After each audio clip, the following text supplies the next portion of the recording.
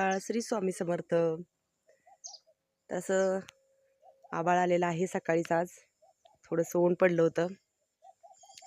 कालची कपडे धुवून टाकलेत मी, सकाळी वाळली आहेत. काल दिवसभर घेवड्यामध्ये काही वेळ भेटला नाही. कसे ओरडतात बघा, ह्याला बुसकट टाकले तरी ओरडतायत. आत्या गेल्यात तिकडे दूध काढतायत शेळीचं. शेळीच्या दुधाचा चहा खूप छान होता. आम्हा दोघींना खूप आवडतो. मग आम्ही दोघी अधूनमधून चालू असतं आमचं शेळीच्या दुधाचा चहा प्यायचा. आमचं लवकरच एका शेळीला आता पिल्लू होणार आहे. दाखवेल मी तुम्हाला. हे कोंबड्या बघा, इकडे मामांनी शेवरे आणून टाकलेले आहेत. आत्याने काल आणलेलं पेंडकं तसं. मग हे दिवसभर आज ह्यांना टाकायचं. ह्या भाकरी आता बघा काळ्या खाली येत नाही, खात नाही, एवढं शिळं राहिले. मग आता हे सुकवायचं, कडक करायचं आणि शेळ्यांना द्यायचं टाकून, नाही तर कोंबड्या खातील. मी तिकडे फोडते शेंगा. आज आहे भावाचा उपवास, उद्या नागपंचमी. मग त्याची तयारी चालू आहे आम्हाला बनवायचं उपवासाचं. इकडे झालेला आहे स्वयंपाक.